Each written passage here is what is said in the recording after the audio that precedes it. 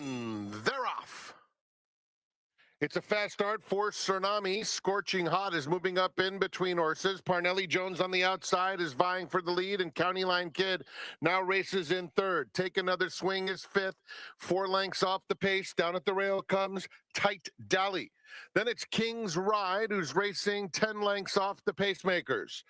Booked Clubhouse is just inside of him with less than a half mile to go. It's 2 more to Cottonmouth, and Carl Erskine is far, far behind. Scorching Hot into the far turn with a 2-length lead. Perfect trip for Parnelli Jones in second. Down at the rail, County Line Kid has asked for a bit more, and Tsunami starts to inch right into contention here. Tsunami with a nice 3-wide bid, 4 clear of Tight Dally, and Take Another Swing. They're at the top of the stretch, and Tsunami is coming after the new leader, Parnelli Jones. Parnelli Jones has another gear, though, and opens up two. Tsunami in second. Booked Clubhouse is rallying strongly along the fence. Parnelli Jones and Abel Lescano. Here's Booked Clubhouse with a late run. Parnelli Jones gets there. Booked Clubhouse, an eye-catching second. Tsunami third, and King's Ride found his best stride late for fourth.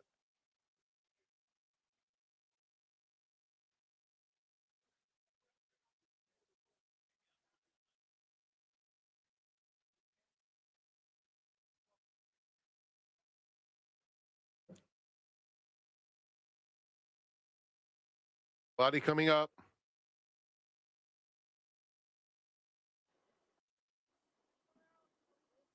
In the gate. And they're off. A little bit of an awkward start for Bilotti. It's a very fast one for Pally Kitten. Comedy Town is prominent too, a clear-cut second. For All Mankind moves through on the inside to take third, and Simple Song is fourth as they head to the half-mile pole, just 3 lengths off the lead. Bilotti is next. Down at the rail comes the last straw, and the favorite Red Flag is at the back. 7 lengths covers the field as they chase Pally Kitten into the far turn. Leading it by half a length, pressed intently now by Comedy Town, who's right up alongside, and Comedy Town puts his gray neck in front as they come to the 5/16. Simple Song has moved into second, coming to the quarter pole. For All Mankind is in fourth. Red Flag getting going from behind, but still has plenty of work to do. It's Comedy Town who turns for home just in front. Simple Song has been chasing with determination. These two pass the 8th pole together. Simple Song on the outside puts his head in front. Comedy Town. Red Flag is rallying belatedly. It's Simple Song and Kazushi Kimura pulling away the final 16th to score by 2.5 lengths.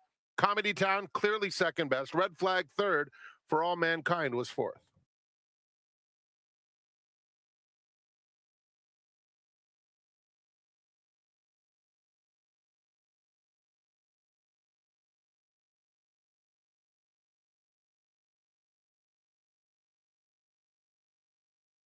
And Ginger. And they're off. Umbrale broke beautifully from the inside. Bourbon and Ginger is flashing plenty of early pace. Will Happen was off a tad slowly and moves up to be in third.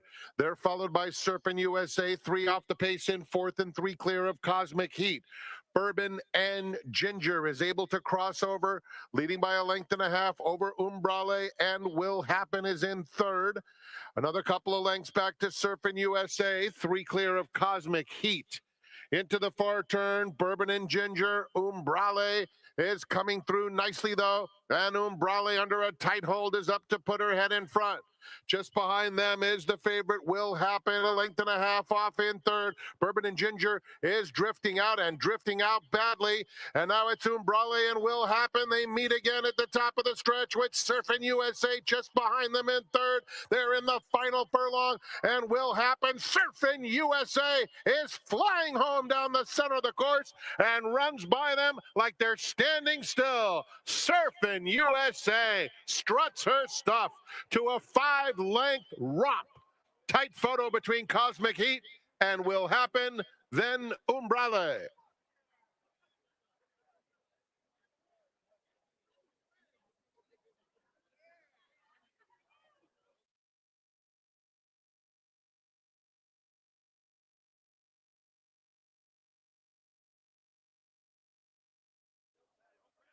Nafisa just a little hesitant. Goes in.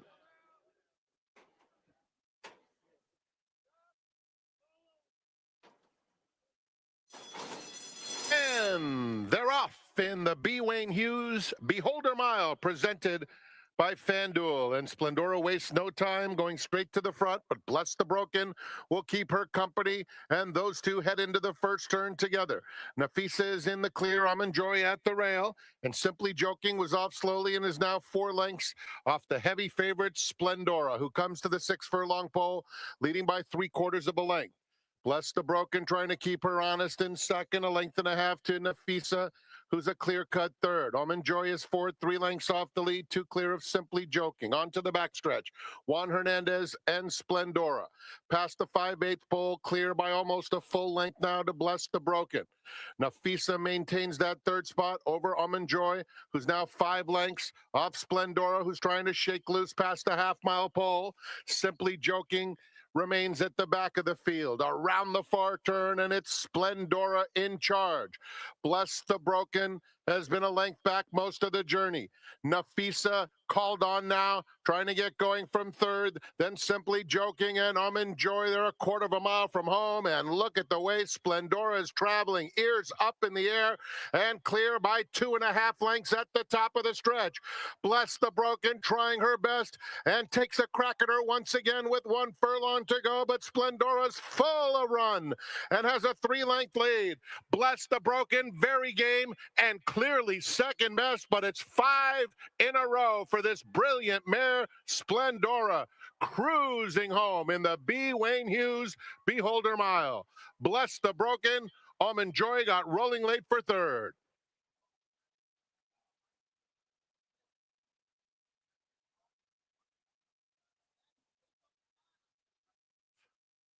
Post time in 23 minutes. Thaw.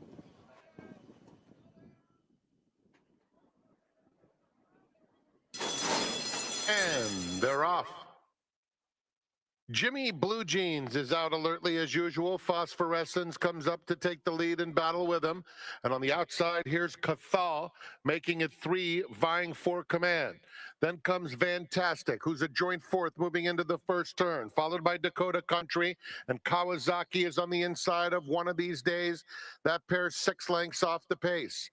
Uncle Happy is in a tad tight down on the inside, and he's joined by Geez. They're covered by 10 lengths moving on to the backstretch, and it's Ricky Gonzalez and Phosphorescence leading by 1/2 length. Jimmy Blue Jeans in second. Cathal 1.5 lengths behind in third. Fantastic. And Dakota Country continue right together as they go midway down the backstretch. It's another 3. Back to Kawasaki inside One of These Days, followed by Uncle Happy and Geez. Nothing has really changed since the gate opened. Phosphorescence. Here is Jimmy Blue Jeans, though. And Jimmy Blue Jeans is about to be cut loose on the far turn, puts his neck in front. Phosphorescence trying to cling to him. 2 more to Cathal, third the whole way. Fantastic is in fourth. Then Kawasaki there at the top of the stretch. And Jimmy Blue Jeans and a very game Phosphorescence. Fantastic tried to get between, couldn't do so. So Hernandez angles him to the outside as they come past the 16th pole. Kawasaki and then One of These Days. In the meantime, Phosphorescence comes right back. What a performance from Phosphorescence. Fantastic was second. Close photo for third between a flying Kawasaki and Jimmy Blue Jeans, and Uncle Happy was just behind them. Excitement is the closest casino and resort to Santa Anita Park. You're sure to experience world-class gaming, dining, and entertainment. Coming soon to Yamava Theater, Chris Isaac, America the Band, James Taylor, and many others. Visit Yamava.com for tickets. The last one to load. He goes in. They're in the gate. And they're off. Captain Shreve blasts out of there.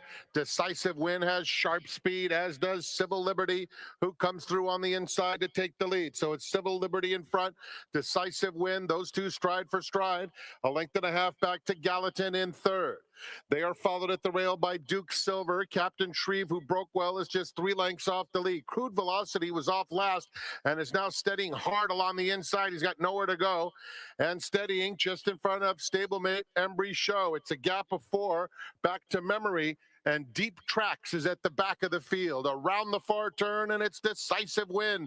Doing it well up top. Captain Shreve comes to take a crack at him second. Civil Liberty is down at the rail, moving clearly into third. They are followed by Duke Silver, 4 off the pace. Crude Velocity is 5th along the inside, and he's starting to close in. They're at the top of the stretch. Captain Shreve is the leader, but now on the inside, Decisive Win comes back for more, and Civil Liberty on the outside. Crude Velocity is coming gamely now, and Crude Velocity within a length and a half of Civil Liberty, and he's coming with each and every stride. Crude Velocity, Civil Liberty, here is the line. Crude Velocity, how impressive was that? Beating Civil Liberty. Then it was Duke Silver third in front of Embry Show and Decisive Win.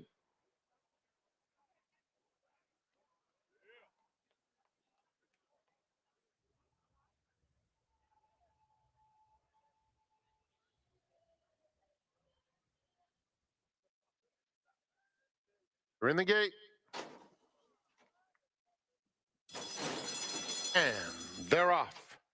Prove Your Point is very quick away from the gate. So is High Society U. But it's Paddle Addict who's quickest of all and spurts clear by a length. High Society U is a tracking second, followed by What a Star, and down at the rail, Prove Your Point gets closer, just a length and a half off the lead. Here's the favorite, Mo Sasha, 6 lengths off, 3 lengths clear of That's Miss Blame with less than a half mile to go. Mad Dog is right off of her heels. It's a break of 3 back to Banzai Betty. Decisive Deception is next. It's another 5 back to Somerset West, who is then 6 clear of Medjugorje and the distant trailer, Everything Good. Strung out with a quarter of a mile to go. And it is Paddle Addict and High Society U. Outside of them, here's Mo Sasha starting to rev up and down on the inside. Prove Your Point there in the final furlong. And Mo Sasha and Juan Hernandez coming after. Prove Your Point, who's down on the inside. Between them, it's High Society U. Mo Sasha is too strong. Prove Your Point second. Tight photo third between High Society U and an oncoming Somerset West.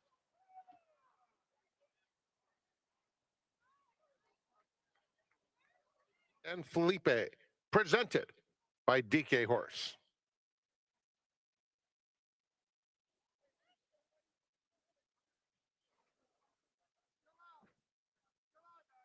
And Robusta completes the line. We're in the gate. And they're off in the San Felipe Stakes, presented by DK Horse. And the favorite Brant comes out smoothly. So Happy comes after him in the early stages, and Robusta is just outside of them. Potente is a close-up fourth, just about 2 lengths off the leader. Then comes Secured Freedom, racing on the outside of Flashy Fritz, and after a slow start, Start the Ride is at the back of the field.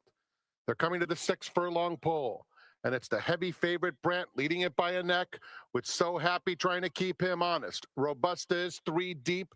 Potente is just inside of him.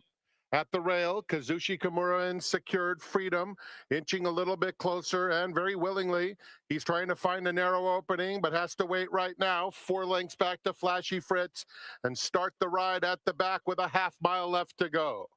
And it's Brant carving out the fractions. So Happy about a half length behind. Robusta trying to make an early bid to quicken the tempo, and he has done so.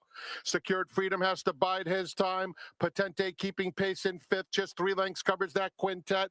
Start the Ride is trying to get into it, and a long way to Flashy Fritz. Robusta has taken the lead with a quarter of a mile to go. So Happy is trying to cling to him. At the rail, Brant is under heavy pressure. He's dropping out of it, and in behind them comes Secured Freedom. Potente is trying to rally on the outside. Robusta with a 16th to go, shifting in while leading by 2. Potente on the outside of So Happy. Potente is lengthening stride, coming to the wire, has to get to Robusta, and And here is Potente, perfectly timed by Juan Hernandez to win the San Felipe Stakes, presented by DK Horse. Robusta lost a heartbreaker in second. And always friendly, regardless of where he worked, to the horse players across the country. Johnny is, and here is Astronomer. In the gate. And they're off in the Frankie Kilroe Mile.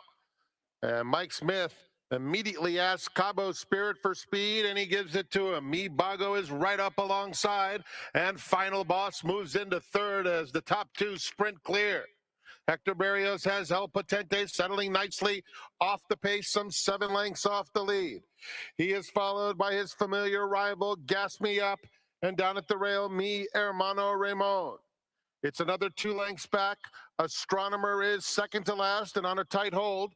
And Almendaris is inside of him. Me Bago shakes loose onto the backstretch and opens up 4 lengths. Cabo Spirit concedes in second. Another 3 back to Final Boss third. Then comes El Potente, now guided off the rail and starting to make some headway with a half mile to travel. He's followed by Mi Hermano Ramon. Gas Me Up is next. A length back to the 2 trailers, Almendaris on the inside of Astronomer. Me Bago has a 7-length lead around the far turn. Cabo Spirit is clearly second. Final Boss takes third. El Potente is just outside of him.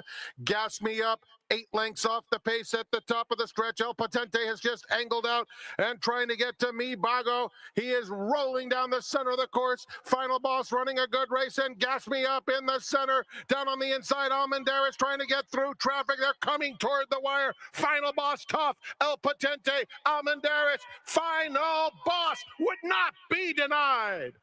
Upsetting El Potente, Almendaris, and then a photo between Mi Hermano Ramon and Gas Me Up in a thrilling renewal of the Frankie Kilroe Mile. What a day for Juan Hernandez.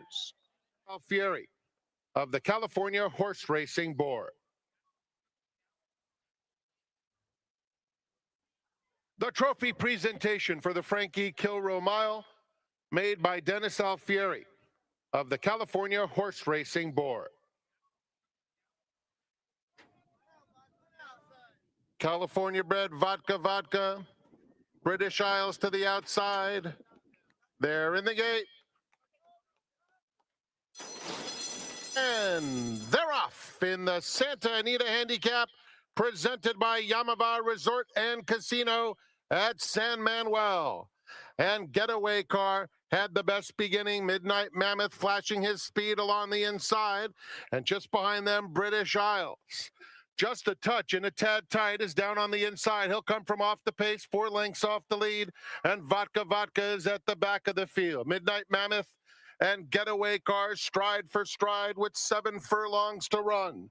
Just a touch. Inches forward on the inside. He's still having a little bit of difficulty as British Isles takes his spot into third, 3 lengths off the pace. And Vodka continues at the back. They have 6 furlongs to run in the big cap. And it's Armando Ayuso and Midnight Mammoth leading the way 3/4 of a length, tracked by Juan Hernandez and Getaway Car. Another 3 back to British Isles. Vodka is inching forward now. He's within 2.5 of the pacemaker. And Just a Touch is now at the back of the field with a half mile to travel. 3 lengths covers them all. Midnight Mammoth, the leader. Getaway Car, British Isles, Vodka 4 deep. And Just a Touch and Florent Giroux inching closer along the inside. They're coming to the 3/8 pole. Midnight Mammoth is asked for his best now. Getaway Car traveling kindly, but a half length behind. They're followed by British Isles in third. Vodka continues a wide journey, but he's only 2.5 or so off the lead. British Isles makes his move now, coming after Midnight Mammoth. And from the back, Just a Touch has 4 lengths to make up. It's British Isles who turns for home. pouncing on the leaders and opening up 3 with 1 furlong to go. Vodka on the outside, getaway car, Midnight Mammoth, just a touch is last. British Isles is dominating past the 16th pole. He is all alone under Diego Herrera. British Isles, a convincing winner of the Santa Anita Handicap. Vodka was second. Getaway car finished third. Just a touch was fourth.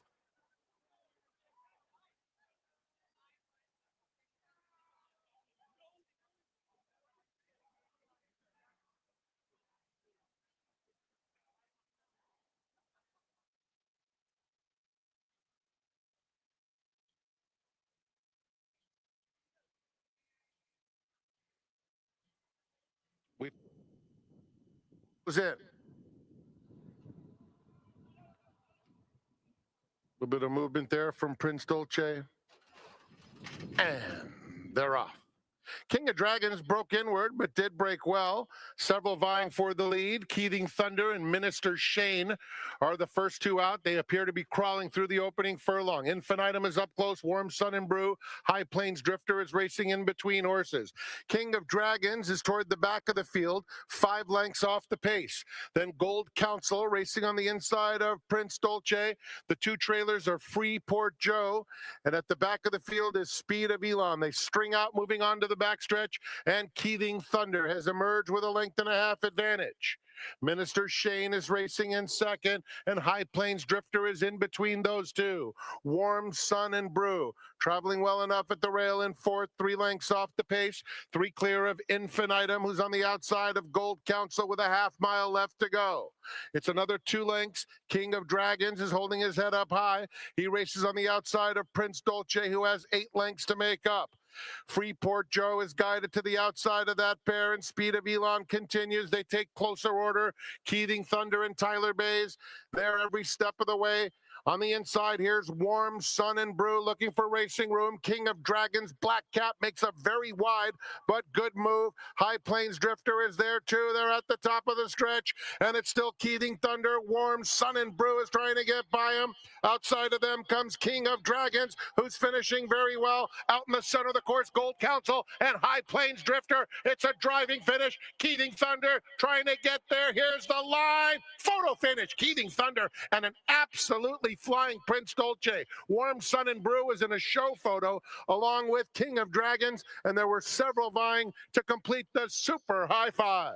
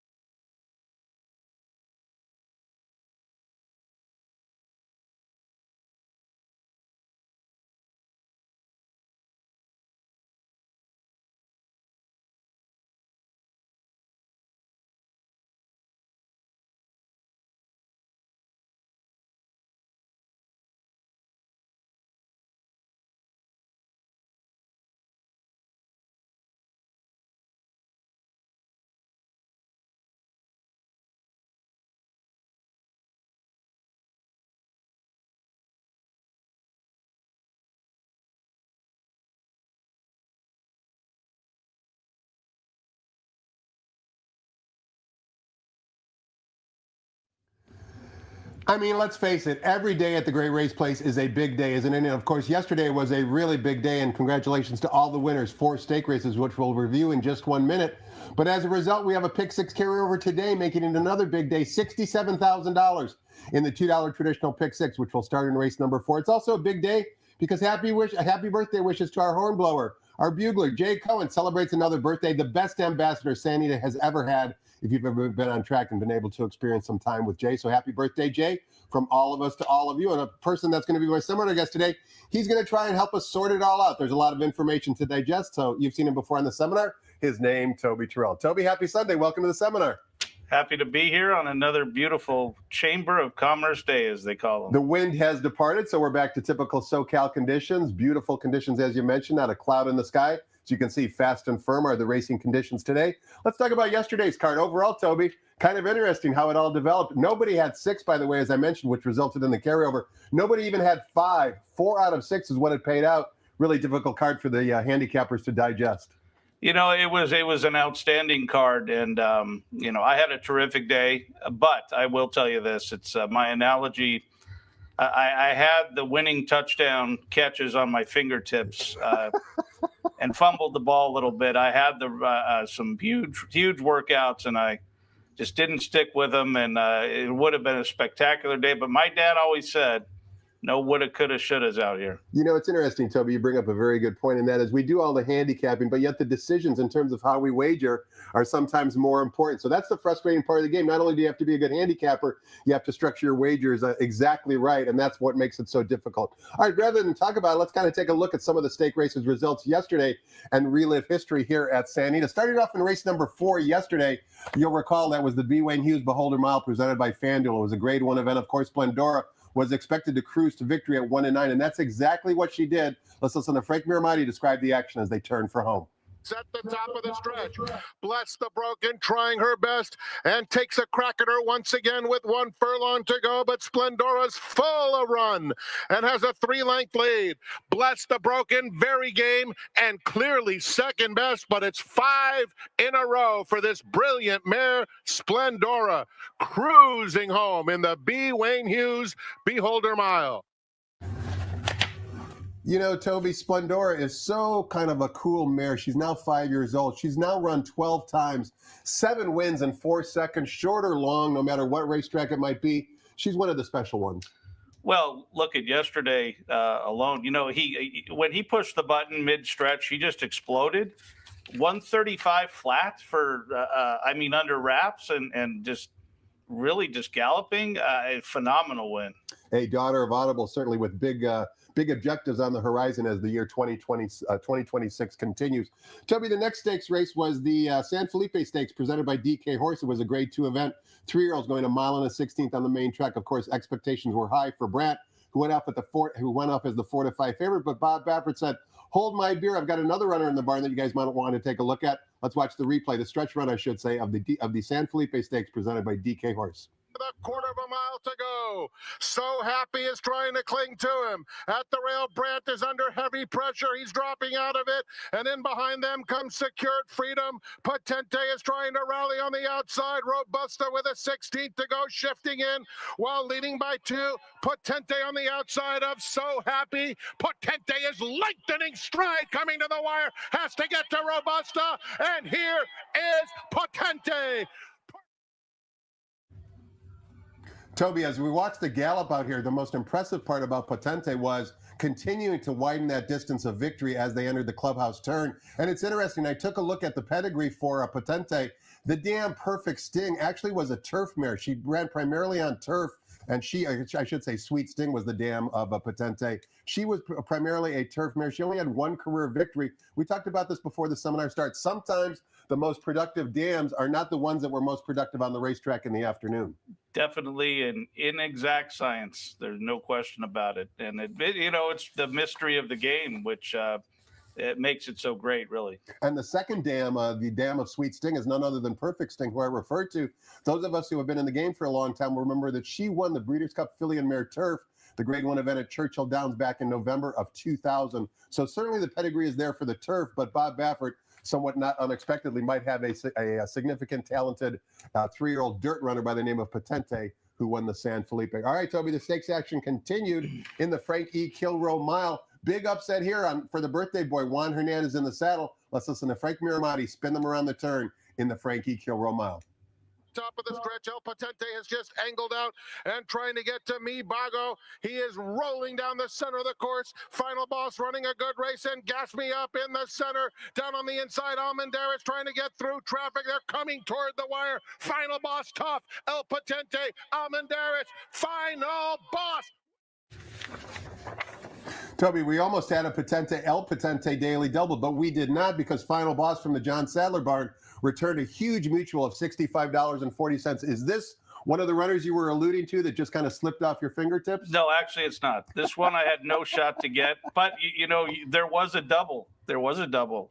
Forget Potente, Michael Talla, the owner. Boom, boom. I mean, you go from a horse that I think he said 25 years minimum to get two horses like Splendora. Well, he finished off the day in style again. And congratulations to all the connections of Final Boss, including the racing manager for Vitala, gentleman by the name of Kim Lloyd, who we know very, very well. Feature race, Toby, or the race that we were all looking for was the big cap. And of course, Brad Cox came to town and shipped in just a touch. He went off as the 3-5 favorite. He actually finished off the board, and our friends at Slam Dunk Racing with a runner by the name of British Isles actually emerged victorious at odds of 7-1. Once again, let's listen to Frank Miramati describe the action for the big cap. British Isles makes his move now, coming after Midnight Mammoth, and from the back, Just a Touch has 4 lengths to make up. It's British Isles who turns for home, pouncing on the leaders and opening up 3 with 1 furlong to go. Vodka on the outside, getaway car, Midnight Mammoth, Just a Touch is last. British Isles is dominating past the 16th pole. He is all alone under Diego Herrera. British Isles, a convincing winner of the... Toby, British Isles way back when, the son of Justify, was actually trained by Bob Baffert, Slam Dunk Racing, and Richie Baltus dipped in and made a private purchase, and they sure got a dividend, a return on their investment in the big cap yesterday. No question about that. This horse took a long time to develop and develop. He did. And, this was one of the frustrations for me yesterday. I was 100% confident that he was by far a standout of our horses here. And why didn't I just, make it that easy instead of going with Brad Cox's shipper? And no. David Aragona from Naira Bets and the Naira Racing Circuit does such a great job, not only for his own circuit, but also for Southern California.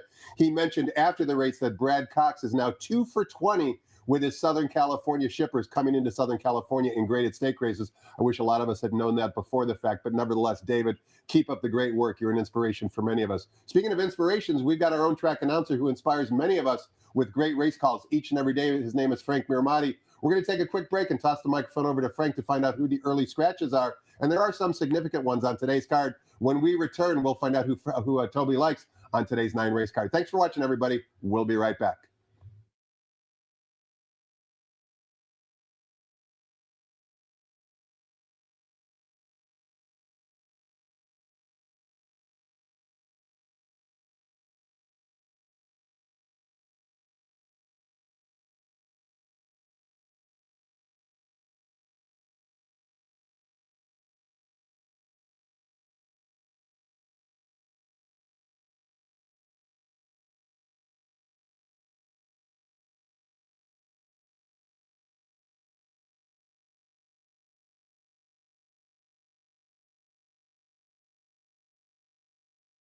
Good morning, ladies and gentlemen, and welcome to Santa Anita Park, the great race place.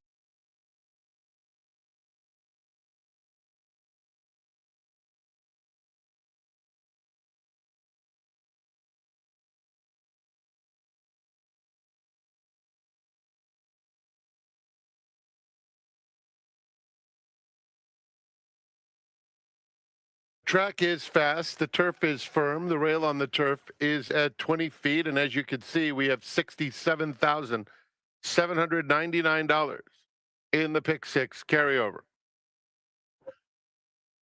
In the first, number 2, Aguila Azul, make the jockey Pablo Castillo. He's an apprentice, but will carry 5 pounds over. Scratch number 5, Greta's Ghost. Race 2 is the China Doll. There's no show wagering with the scratch at number 4, Peanut Butter Bomb. The third, no scratches or jockey changes. The fourth race starts the all-turf pick 3 on races 4, 7, 9, as well as the pick 6 on races 4 through 9. $67,798 in that carryover. Turning to race 5, late pick 5 wagering is offered. No changes. Turning to the 6, start of the late pick 4. No changes. The 7, scratch 1, Caro Buono. 4, Classico. 6, Ventry Strand. And 8, Honey's Choice. 1, 4, 6, and 8 are out of the first leg of the late pick 3. There's no show wagering. The 8th is the Santa Isabel Grade 3 event.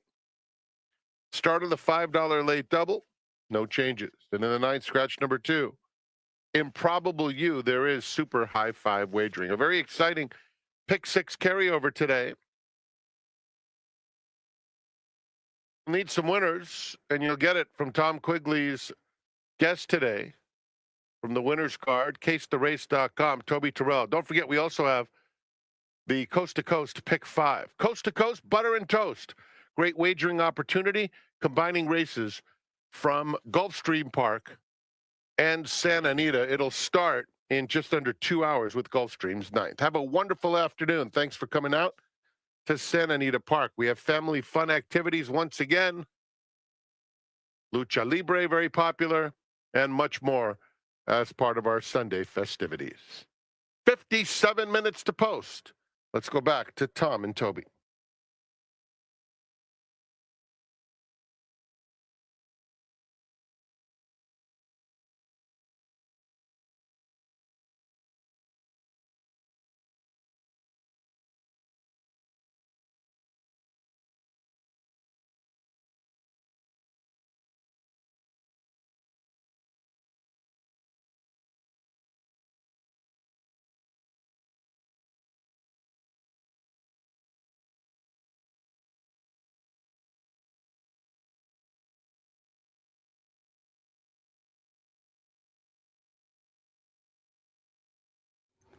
Welcome back. We're talking horse with Toby Turrell. He's a morning clocker, one of the most prominent ones anywhere in North America. You can also find his work on a daily basis where he provides significant workout information as well as his selections, top 4 selections in every race at the website CaseTheRace.com. CaseTheRace.com is where you can find Toby whenever he's not on the seminar here. And speaking of big days, Toby, yesterday it kind of got shuffled through all the other stuff that was going on, but the $1 Sunset Pick 6 yesterday, combining the last 3 races at Gulfstream Park with the last 3 races at Santa Anita. One winning ticket paid $205,000. That ticket was purchased in Las Vegas, Nevada. Congratulations to that very skilled and somewhat lucky ticket holder. So we start fresh today in the Sunset Pick 6, which we'll talk about later. First things first, we're going to go through today's card here at Santa Anita, beginning in race number 1, which of course begins the popular 50-cent early pick 5. One scratch the 5, also jockey change on number 2, Aguila Zula, make it Pablo Castillo. We've got 7 runners left in the current betting choice in the original morning line favorite, but now at odds of 4 to 5 is the runner on the bottom, the filly, number 8, Blame E from the Leonard Paul barn. Juan Hernandez looking to continue his winning streak from yesterday. What do you think about race 1, Toby? Yeah, this race simplified. I'm going with a couple of big class droppers, and the horse on top for me will be number 3, Watershed Moment. Richard Baltus, this filly has been absolutely her own worst enemy. She has been nuts and crazy, but she's been doing against much better fillies. Now, the key here is that the last workout was very, very significant. Kyle Fry was in the saddle. She went way faster than 49 and change, and she looked like she had her mind on business. And if she's got her mind on business, we're getting a gigantic price here on the 3, Watershed Moment. The mare right next to her is 5 years old for Timmy Actine. That's Ghostess, and she's taken that massive drop in class and going to the dirt, which she's bred for, actually. Go Sapper out of a elusive quality mare. So she's bred for the dirt and might be a timely drop in class for this one as well. So 3 and 4 to kick us off. Great job, Toby. Let's take a look at race number 2. It's the first of 2 stakes races on today's card. It's the China Doll Stakes for 3-year-old fillies traveling 1 mile on the turf course. The turf rails today are at 20 feet. Race number 2 also begins the popular 50-cent early pick 4. There is one scratch. Take out the 4, Peanut Butter Bomb. Leaves us with a field of 4, Hamika from the Bob Baffert barn. 4 to 5 on the morning line.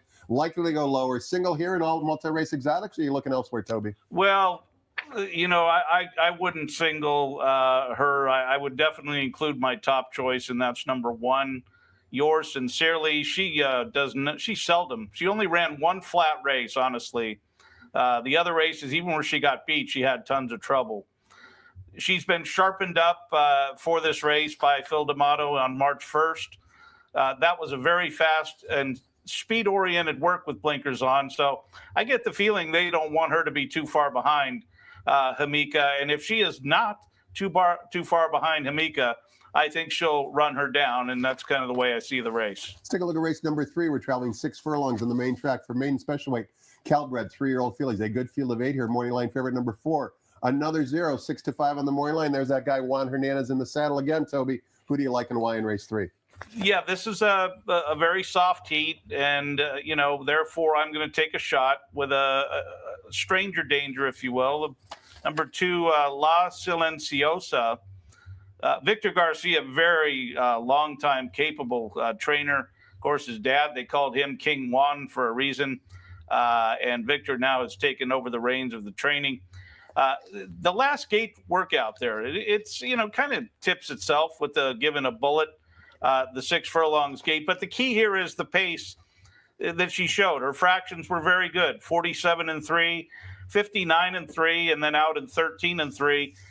In this field, if she can continue the improvement, which she did, every work she got better, then she could be in a position to win this race with that guy, Ismael Jaramillo, in the saddle. And the 8, Krista McAuliffe, showed a lot of speed in her last race, a big improvement. Now, the key is that race was on turf. Now we're on dirt, so she does have to translate it that way, but she's got the right speed rider in Edwin Maldonado in the saddle.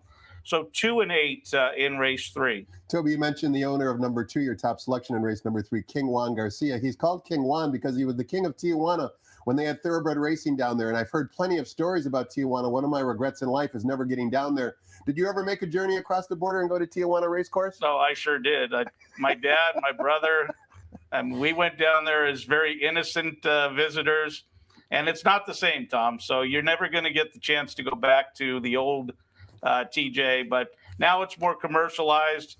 But make no mistake about it, there were a few parties thrown by the one and only King Juan Garcia. Caliente race track, of course, was very popular with Southern California horse people. And as you mentioned, don't be sad that it's over, Toby. Be happy that you had a chance to experience it. Before we take a look at race 4, which, of course, kicks off the $2 pick 6, my traditional question for you, Toby. What were the workouts like today? How many workers were there this morning? And maybe more importantly, were there 1 or 2 that caught your eye? Yeah, we had yesterday we had to close the track because of the wind, and therefore today and tomorrow are going to be gigantic. Today we had close to 300.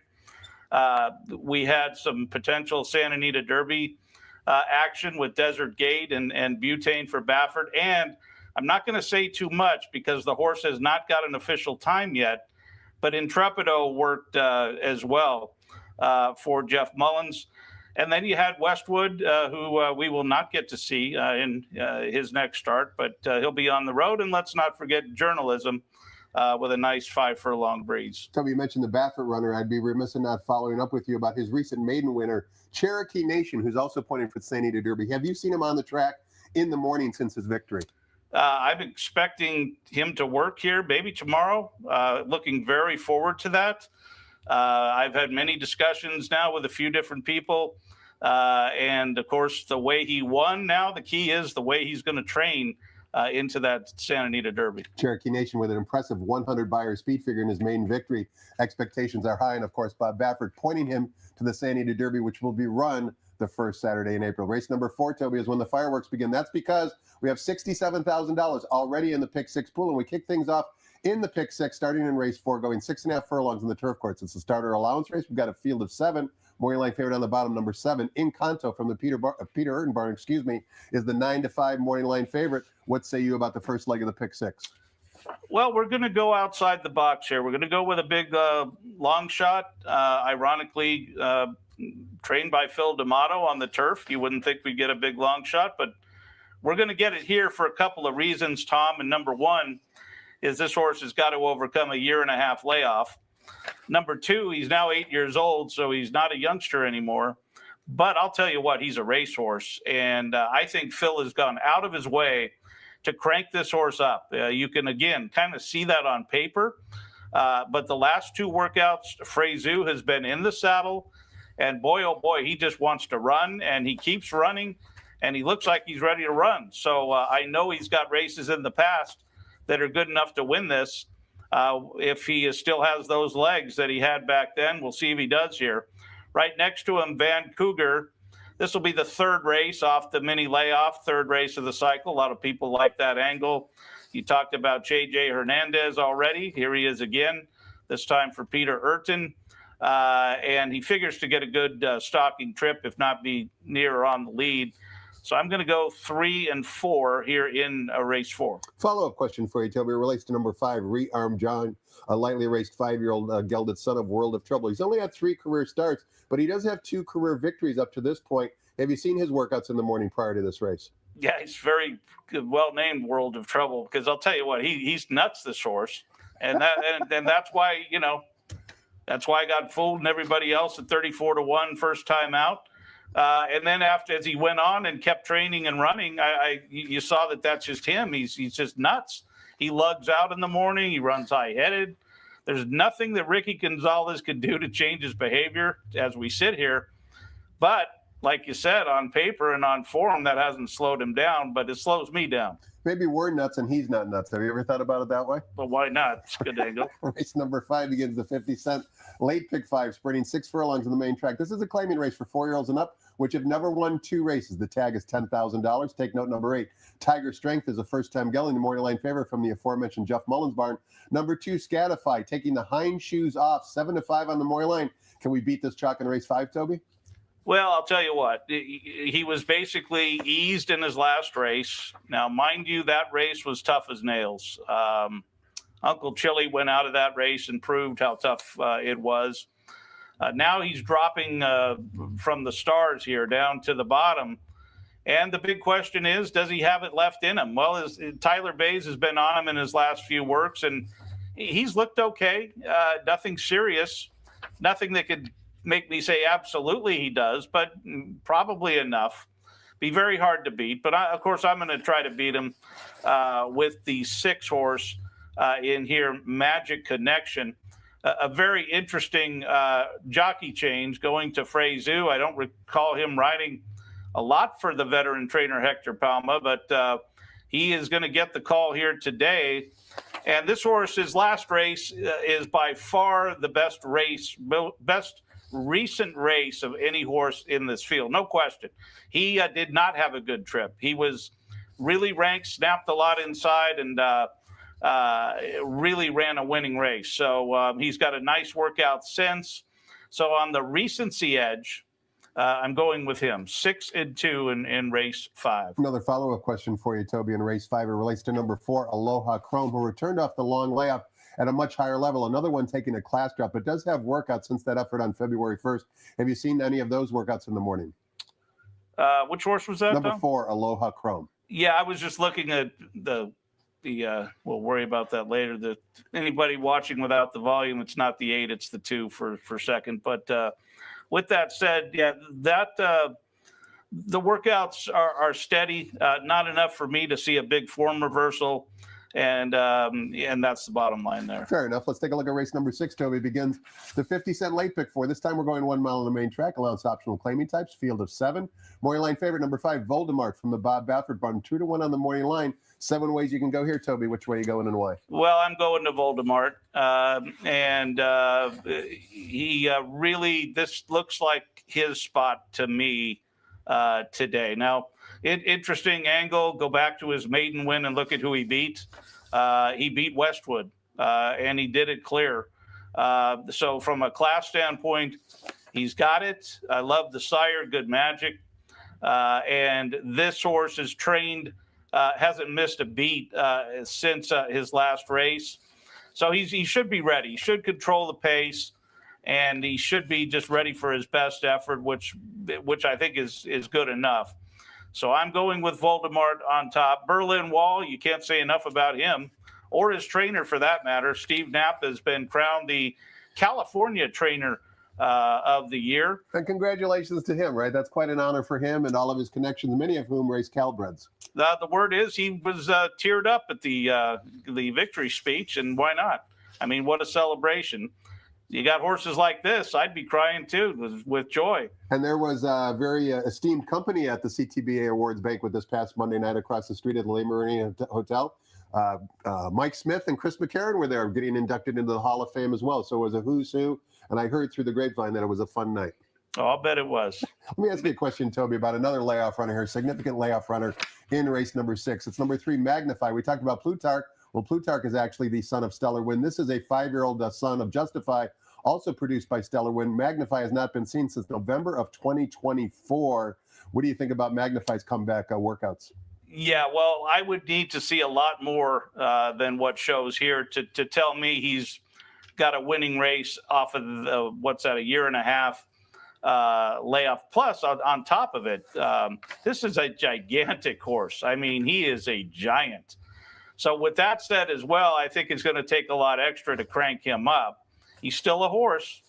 And anyway, that from a workout standpoint, I think he's up against it here a bit. You know, I'm known for wacky questions, but let's talk about number 7, Cowboy Mike, because Cowboy Mike, is actually a half brother to Fun to Dream. Fun to Dream, that name alone should put a smile on your face because your uncle, Mr. B, owns that horse. How is Mr. B doing these days? We haven't seen much of him out at the racetrack.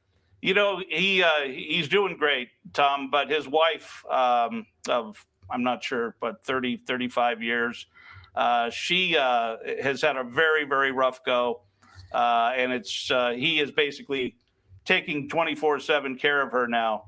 But he's still watching the races very closely and hopes to be out here very soon. In fact, what puts a smile on his face, as you talked about Fun to Dream, he will be in Ocala, not this sale going on, but in April. He's going to stay with my mom back there. So he is looking forward, which is what this great game makes you do, look forward. Our thoughts and prayers are with Mr. Bob Baedeker and his wife going forward. And you mentioned Ocala, Toby. All weekend long, I've been hearing nothing but prominent owners going to Ocala this coming week for their sale. I expect to see a lot of fireworks, given the name power that I'm hearing that's traveling to North Florida. Yeah, they're all there. Even I'm getting texts left and right, people that are there. My good friend Larry Zapp, who's been on here with us, he left last night. So yeah, everybody's going to be there but us. Pay attention to the results because I expect to see fireworks based upon the significant owners that are going to be attending the Ocala sale this upcoming week in Ocala, Florida. Race number 7, we are coming down the Hillside Turf Course, 6.5 furlongs. We do have a number of significant scratches, unfortunately. Take out the following runners. 1, 4, 6, and 8 have been declared out of the race. Sammy Davis, the morning line favorite at 9-5, likely to go lower. First time turf coming down the Hillside Turf Course, but take a look at the last running line in the Cal Cup Derby. The third place finisher did nothing other than come back to win the Sunland Park Derby for trainer Doug O'Neill and jockey Edwin Maldonado. That running line alone kind of stamps Sammy Davis as the runner to beat in race 7. Well, Pavlovian also is pointing to the Santa Anita Derby, and he also worked today, by the way, with Maldonado up. So how'd he do? He did okay. He looks like he's just unwinding from the long, grueling trip. But this horse, I mean, what a great spot. You know what's funny about this is watching him train. Before he ever ran, Sammy Davis, he showed he was a genuine stone-cold runner, as I like to say. But I thought he was a turf horse. And interestingly enough, he's done it all on dirt thus far. Today, he's on turf, which I think he's going to love. Look at the breeding here for the turf. And I see a big L in the running lines here as well for Sammy Davis. Big L would designate first-time laces. And you mentioned the turf pedigree, Toby. This Sammy Davis is a half to Cali Cat, also trained by John Sadler. Cali Cat has earned $196,000 all on turf in his career as well. So certainly the turf breeding is there. And as you well know, our good friends Pete and Ev Perella, the owners of Legacy Ranch, were rooting for them to win race number 7 with their runner, Sammy Davis. Race number 8, begins the $5 late daily double. Did you see the payout yesterday? $5 late daily double returned in excess of $600. Higher minimums, lower takeouts always mean better payouts, and that's what we offer here at Santa Anita. And race 8 is our second stakes race on the card today. It's the Grade 3 Santa Isabel Stakes, going a mile and a 16th on the main track. A field of 7. Super Corridora is the even morning line favorite. Before we get your thoughts on the race, Toby, we want to watch the workout courtesy of our friends at firsttv.com of Super Corridora's last work. This was on March 1st on the main track. It was a solo workout. I'm going to let you talk because I've seen this workout. I'm interested to hear your analysis. And if you miss what I'm about to say, which I think is highly unlikely, I will certainly add to your commentary. But what do you think of Super Corridor's work on March 1st? Well, I think Mr. Sadler wanted to perhaps see, make sure everything's still good after she got so tired so suddenly in her last disappointing effort. And he let her run a little bit here on the watch. Again, she went very fast for the last half mile. And as you can see, coming to the quarter pole here, she has not been asked to do anything. So again, she's showing off that high cruising speed, which she did, like I've talked about up here, just routinely. And she's doing it again here today. So we got to be optimistic and hopeful that that she needed that race, perhaps got a little tired, and is going to come back here and hopefully run all the way. Just look at the speed of the camera. Watch this gallop out. I mean, that's what was the most impressive part to me, Toby. And I'm not a morning clocker, but she's got a lot of fighting spirit in her. She wants to catch that runner in front of her. And even though she has that high cruising speed, it almost looks like she had another turn of foot, similar to what we saw with Splendora yesterday. Well, the key, and by then she's probably going about 112, low 112. So that's very key. And Hector Barrios was in the saddle there as well. So you like Super Corridor, but you also give a little bit of a look to number 3, French Blue. I find her intriguing as well because she's another daughter of Gunrunner, and I thought her debut race back on January 8th was very impressive. Yeah, she's a good scopy, good strong-bodied filly, and Giroux has been aboard her in her last couple of works, and she's really answered the bell. Good hold and looks strong in both the works. So it'll be the 2-turn test, if you will, coming up for her, and she'll probably have a favorable answer to it. And what about our buddy Michael McCarthy? He upset the apple cart last time out in the Las Virgenes with a filly by the name of Meaning. He now enters Piney Woods here, first time going around 2 turns. What have you thought of her morning works? She's a very honest filly, but if you look at them in the paddock, which I'm sure you will, you'll see from a physical standpoint, she has got nothing near the size and scope of certainly of the 3-horse and our favorite in the race. So she's a fighter, though, and fighters make it happen. Look at Seabiscuit. Race number 9 closes out the day and closes out the week. Keep in mind, live racing resumes next weekend here at Santa Anita. Friday is when we kick things off for next weekend. First post 1 p.m. Pacific time, now that we've turned the clocks forward 1 hour. Race number 9 today offers $1 super high five wagering. We're going 1 mile on the turf course for maiden special weight fillies and mares. Scratch the 2 still leaves us with a field of 8. Number 6, Bint El Dandy from the Robert Falcone barn is the 2-1 morning line favorite. Give us a winner to close out the week, Toby. Yeah, this could be a very interesting one here. And we're going to get a good price. That's the stranger danger, if you will. Number 5, Vow to Resiliency, is shipping in here, and another D'Amato layoff runner. Tiago Pereira in the saddle. He likes to boot home that last race winner more times than not. But interesting background here. Now, she was in Florida, as is my partner Donald Harris, and he really liked her back there, and I really like her here. So that's a daily double. And maybe that'll be the second half of the daily double, and that'll be that easy. Her workouts here are very strong. She's got a workout back on February 18th that was really a dandy. She actually got caught in a lot of traffic off heels of horses, had to shift out to about the 6th path, and still went the last quarter in 23-2. So I think this filly has it in her today to cause the upset. Number 9, a Surf Song, I think is going to run a very good race. She got eliminated last time out, right out of the gate.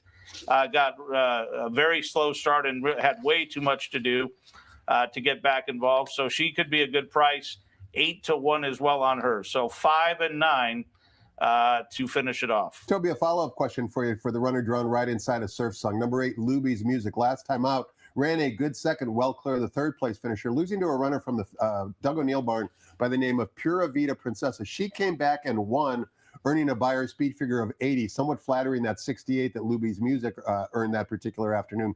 Maybe it was understated. She has that bullet workout on the synthetic track on March 1st. Have you seen any of Luby's Music work since her last race? Yeah, they're solid. They're kind of fitness based is the way I label them, because they really asked her to run. But on form, she's an obvious contender there for the reasons you just stated. From a pace standpoint, she's got a very fast filly actually two of them right next to her, but even faster is the 6-horse Bint El Dandy. So she's not going to have an easy time of it on the lead. She's going to have to take a lot of heat. She's probably good enough, though, to do it and live to tell about it. But you're not going to get paid too well, or not nearly as well, perhaps, as the other two I'm going with. And speaking of early speed, one more question. I'm being selfish this afternoon. Number 1, Sandy Street. Always got to take a second look when a runner is trained by the Hall of Famer Richard Mandela with one of his favorite riders, Mirko de Muro, in the saddle. They paid $500,000 for this daughter of Street Sense. Now they're asking her to go 2 turns, even though weakening in her last sprint race. Have you seen any of her works in the morning? Do you give her a little bit of a look? Well, I think she's still a work in progress. Now, note she's 5 years old. That's kind of interesting. She's taken a long time to get ready, and she didn't finish in that last race enough for my liking. Toby, to get ready for today's 9-race card, we don't need a long time because you've summarized everything perfectly the last 40 minutes or so. Thanks so much for your time and insight. Continued success. If you want to follow Toby's work on a daily basis, go to casetherace.com and you can pick up his daily sheet absolutely for a relative small fee right there at that website. Thanks for watching, everybody. Hope you have a great afternoon. It's going to be a fun afternoon and hopefully a profitable one for most of us as well. Make sure you get involved in that $2 pick six carry, over $67,000 already in the pool. Have fun. Good luck. We'll see you on Friday.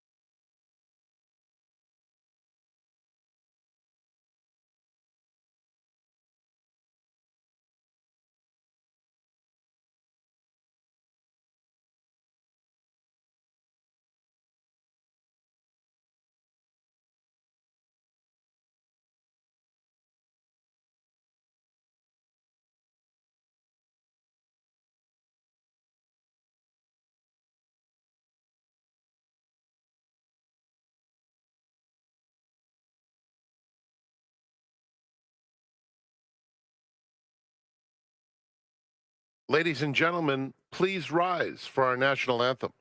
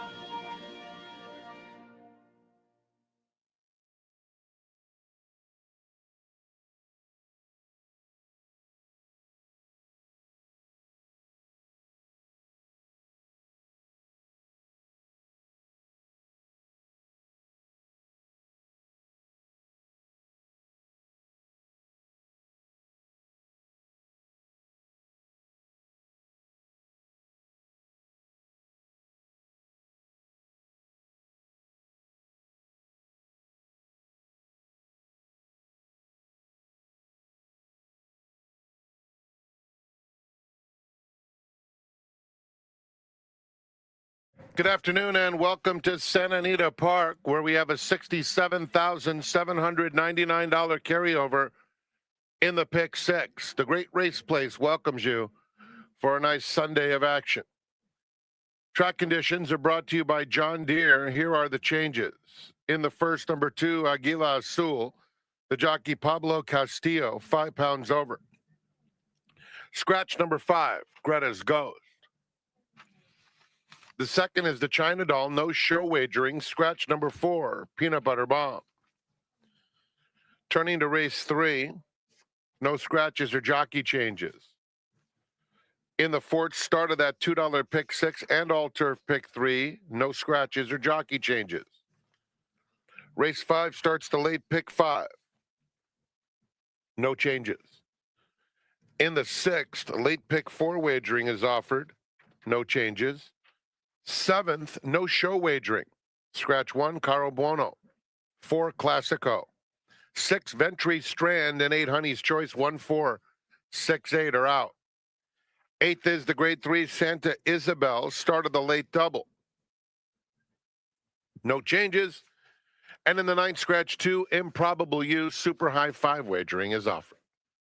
Enjoy your day. We have the Coast to Coast Pick 5, combining races from Gulfstream and Santa Anita. That wager is offered every Friday, Saturday, and Sunday. It starts today with Gulfstream's ninth. Post time for the first in 26 minutes.